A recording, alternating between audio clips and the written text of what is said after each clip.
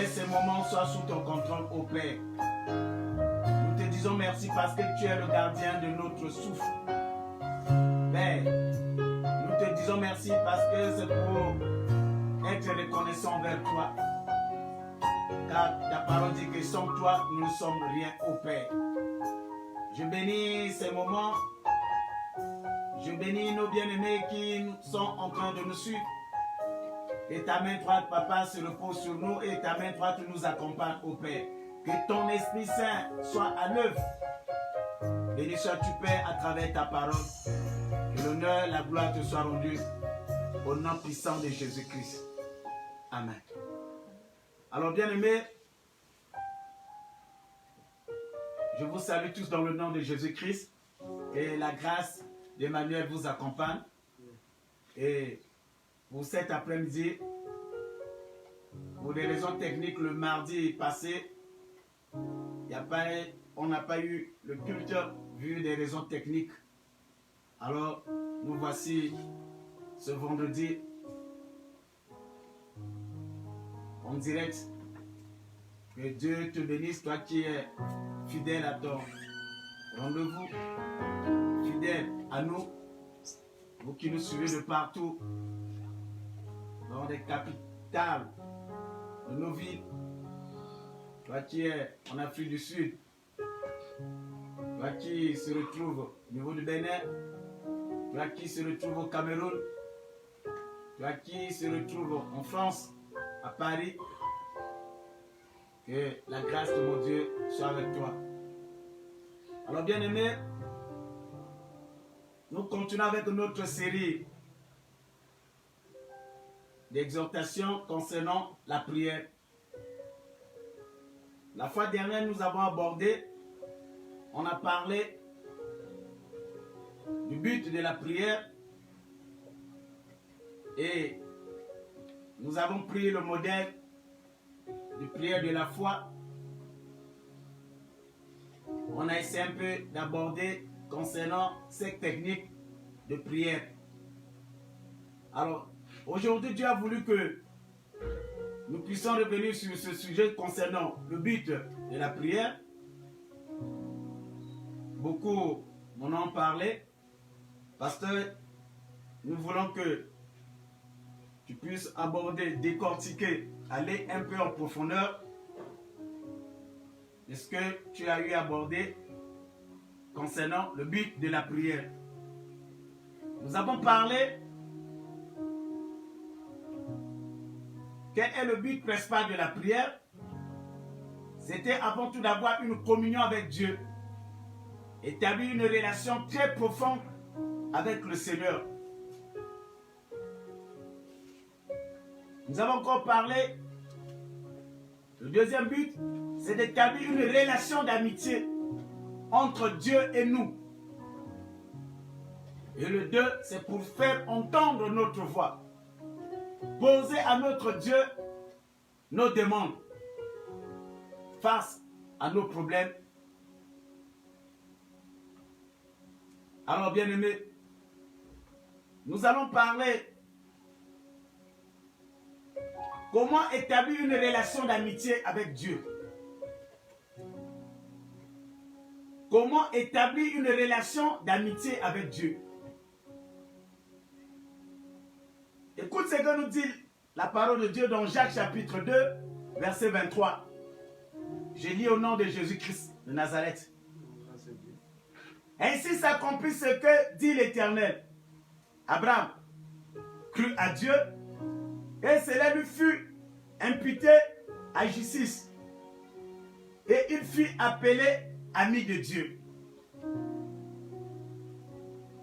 Alors bien aimé, parler de l'amitié. Quand on parle de l'ami de Dieu, qui est un ami de Dieu? L'amitié, dans cette relation appelée d'amitié, qui est ami, c'est une personne qui est bien disposée, qui a de la sympathie pour l'autre, envers une autre personne. Parler de l'amitié, c'est parler de l'intimité, parler de la confiance, parler de l'affection. Alors, bien aimé, du début de la Bible jusqu'à la fin, ce qui nous fait ressortir, ce qui attire notre attention, Dieu a qualifié 2 personnes de ses amis. C'est trop fort. Dieu a déclaré à 2 personnes qui sont ses amis. Ce n'est pas les personnes qui ont déclaré à Dieu, mais Dieu, vu ses critères, un Dieu omniprésent, un Dieu omnipotent, un Dieu omniscient, un Dieu qui est immortel, déclaré à un être humain mortel que tu es mon ami. Oh, puisque nous avons dit, parmi les buts de la prière, c'est entretenir une relation d'amitié entre Dieu et nous. Mais comment atteindre ce niveau? Vous savez qu'il y a certaines personnes, sa façon de marcher avec Dieu, lorsque tu le vois, tu reconnais que cette personne a la main du Seigneur. Tu as l'impression que même Dieu aime certaines personnes, d'autres il les rejette. Pourquoi? C'est à cause de cette relation d'amitié.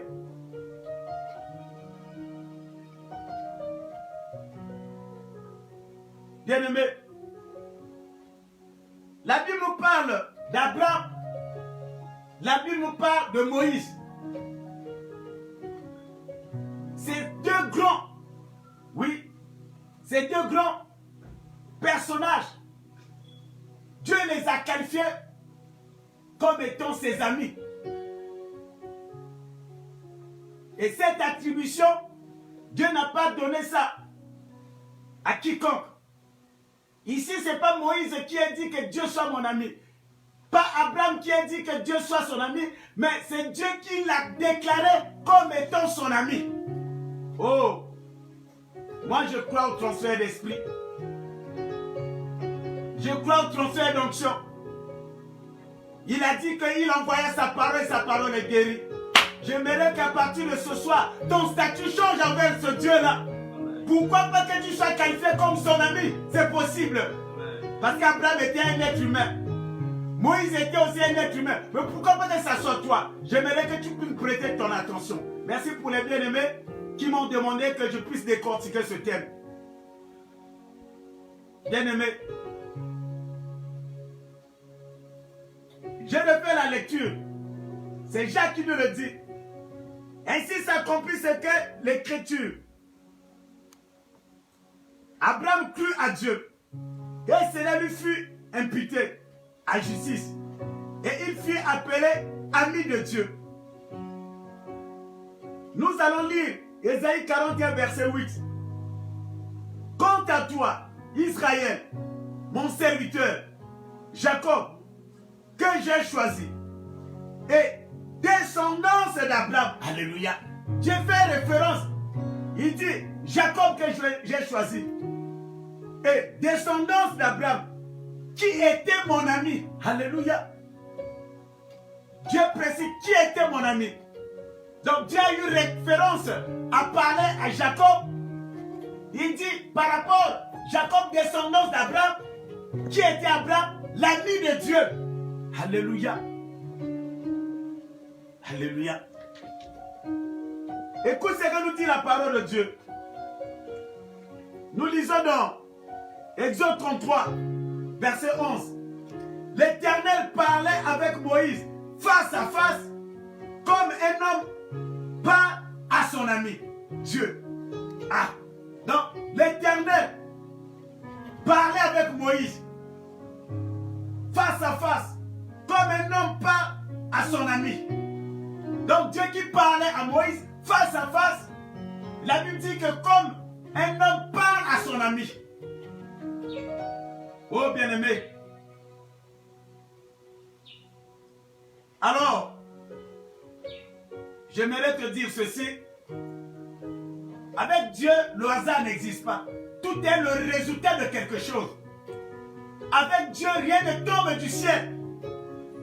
Lorsqu'on parle d'Abraham, lorsqu'on parle de Moïse, Dieu ne les a pas appelé, a mis seulement dans le néant. Le néant n'existe pas avec le Seigneur. Tout est le résultat, l'enchaînement. Le résultat de quelque chose.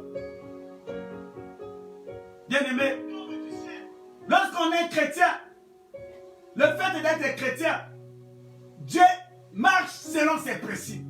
Dieu marche selon ses principes. Donc que tu ne marches pas selon les principes de Dieu, tu vas blanchir les nuits de prière.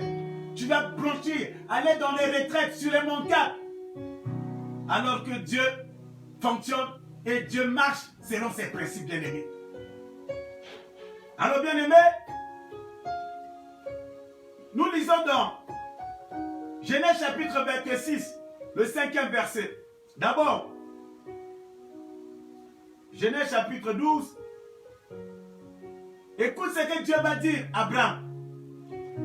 L'Éternel dit à Abraham, va-t'en de ton pays, de ta patrie et de la maison de ton père, dans le pays que je te montrerai. Je ferai de toi une grande nation. Je te bénirai. Je rendrai ton nom grand et tu seras une source de bénédiction. Je bénirai ceux qui te béniront et je maudirai ceux qui te maudiront. Et toutes les familles de la terre seront bénies en toi. Alléluia.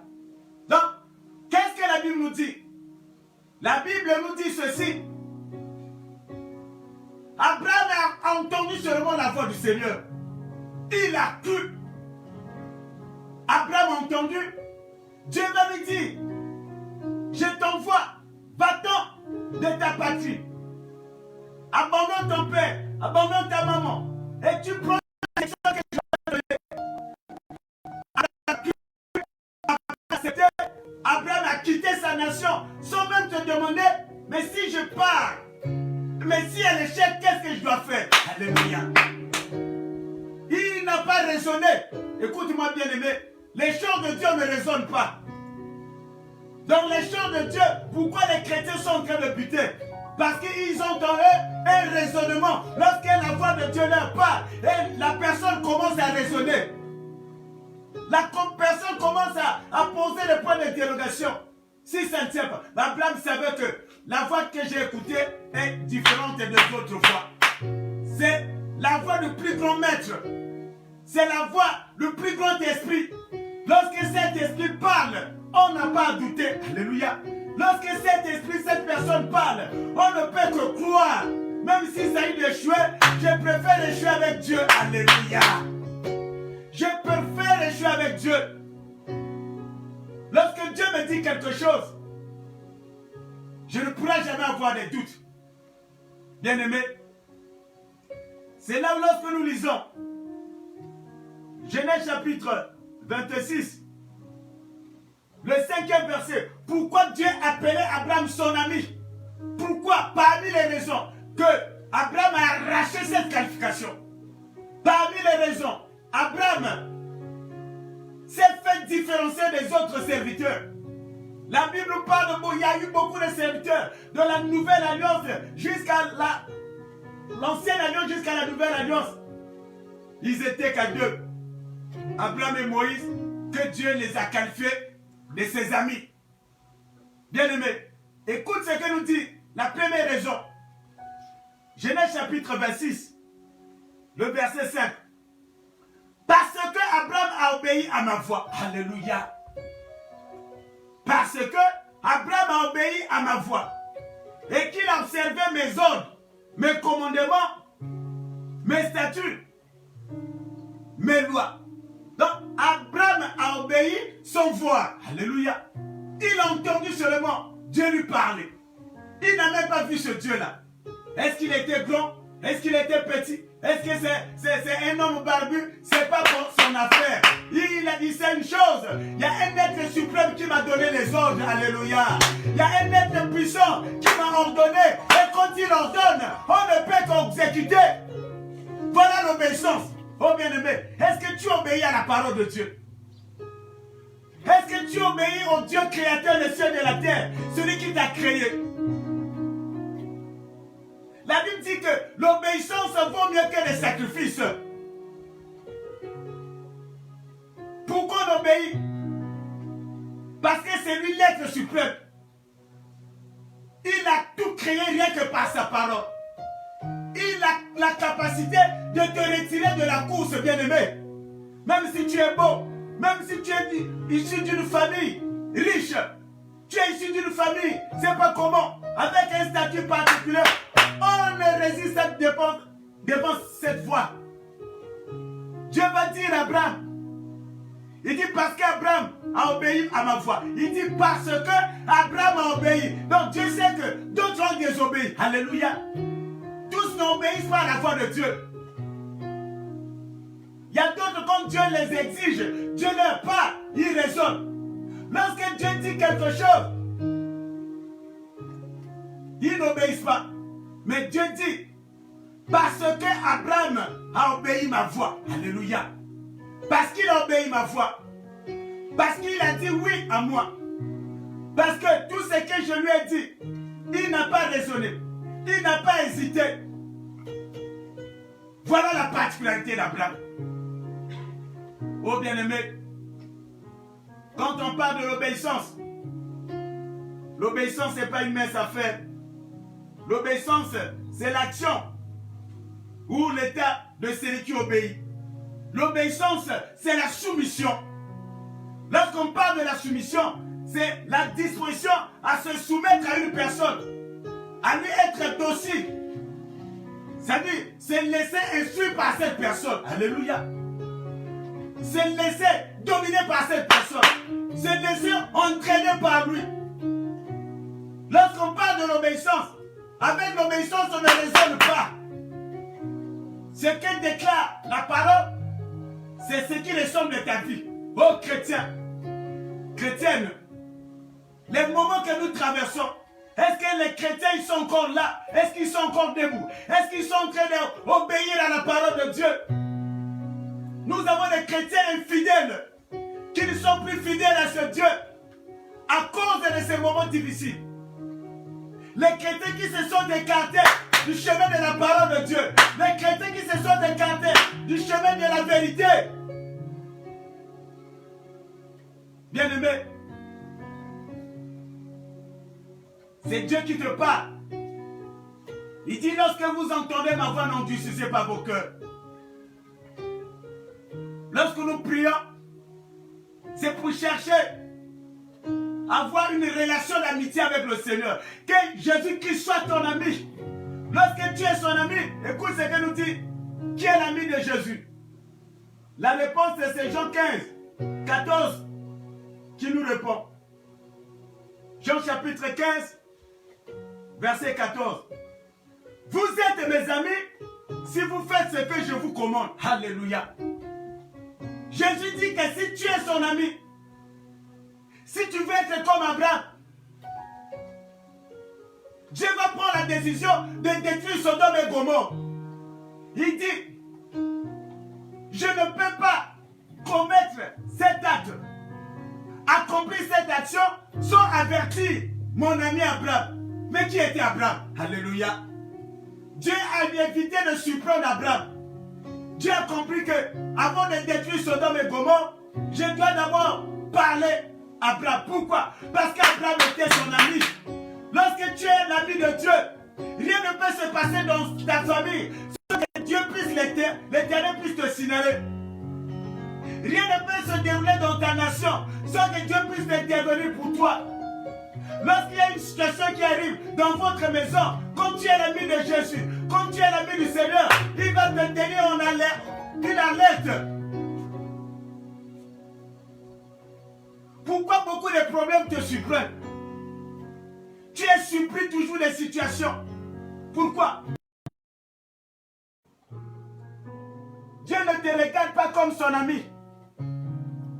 Dieu te regarde comme un commandeur. Tu viens à Dieu que quand tu as un problème. Tu viens à Dieu quand tes intérêts sont menacés. Lorsque les intérêts du Seigneur sont menacés, ce n'est pas ton affaire.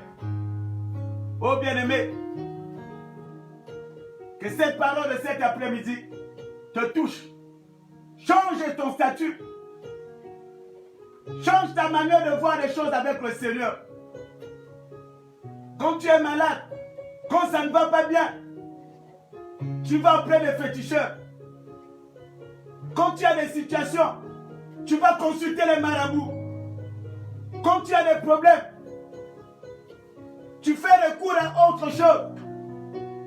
Mais la Bible recommande, tu dois venir auprès de ton ami, Jésus-Christ Nazareth. Même s'il s'agit de mourir à cause de lui, il n'y a pas de problème, bien-aimé. Oh, Seigneur, que ta parole puisse affecter ton peuple. Que cette parole, bien-aimé, écoute ce que nous dit la parole de Dieu. C'est Jésus qui le dit. Jean chapitre 15, au 13e verset.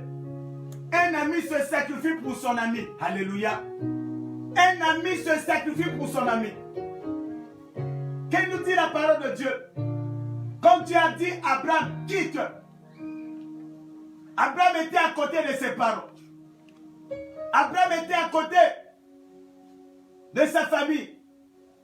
Mais Abraham a tout abandonné. Quel sacrifice! Il a tout abandonné à cause de Jésus. Dieu a parlé. Il dit, au revoir mes parents. Au revoir papa. Au revoir maman. Au revoir les amis. Au revoir tous mes intérêts. Quel genre de sacrifice! Bien-aimés, où sont les chrétiens aujourd'hui? Là où les lieux de culte sont fermés, on ne les voit plus dans la prière. Hier, ils étaient dans l'église. Ce sont les chrétiens qui apportaient les dîmes, les offrandes à Dieu. Bon, on ne les voit plus. Parce que les lieux de culte sont fermés. Oh, bien-aimé, est-ce que tu continues à se sacrifier pour ce Dieu? Où sont passées tes offrandes? Où sont passés tes dîmes? Les sacrifices à Dieu. Tu le faisais quand il y avait le culte. Mais quand on a fermé les lieux de culte. Mais nous avons les cultes à la maison. Tu as des moments d'adoration que tu dois passer avec ton Dieu. Il nous demande de l'adorer avec nos biens. Là, nous sommes en train d'évangéliser l'extrémité de la terre. Là-bas, en train de nous écouter. Que faut-il faire? C'est des sacrifices que nous faisons pour atteindre les extrémités. Il faut passer de gauche à droite, à la télé, évangéliser. Ça sort d'où? Bien-aimé, j'aimerais qu'à partir d'aujourd'hui, si tu es vraiment chrétien, comment entretenir une relation d'amitié avec le Seigneur? Tu dois obéir à sa parole. Tu dois faire des sacrifices. Quand tu es un homme de sacrifice, quand tu es une femme de sacrifice envers le Seigneur, ton statut sera un statut particulier envers ce Dieu. Oh, je déclare ce soir, au nom de Jésus-Christ, que les choses changent en toi. Quand on se sacrifie pour le Seigneur, il va se sacrifier aussi pour toi. Dieu bénit tous ceux qui le bénissent. Dieu élève tous ceux qui l'élèvent. Dieu accompagne tous ceux qui les accompagnent. Dieu visite tous ceux qui les visitent. Bien-aimé, quelle est ta position? Voilà, cet après-midi, comment entretenir une relation d'amitié avec Dieu? C'est dans l'obéissance. Dans l'obéissance. Quand tu obéis à la parole de Dieu, quand tu obéis au commandement de Dieu, quand tu obéis à l'ordre établi par Dieu, ce que Dieu te demande d'accomplir, fais-le. Quand Dieu t'ordonne de faire quelque chose, accomplis la volonté de Dieu. Voilà le premier point. Et nous allons continuer le dimanche avec ce texte et parler comment entretenir une relation d'amitié. Comment faire que tu sois l'ami du Seigneur. Vraiment, tu as compris pourquoi Dieu a qualifié Abraham son ami. Nous allons parler également de Moïse et avec la nouvelle alliance.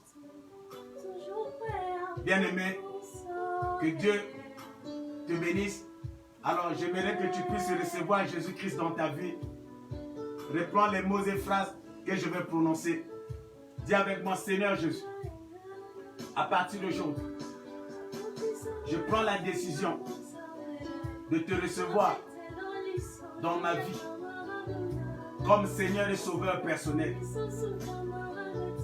Prends l'entièreté de mon âme. Que tu sois mon conducteur.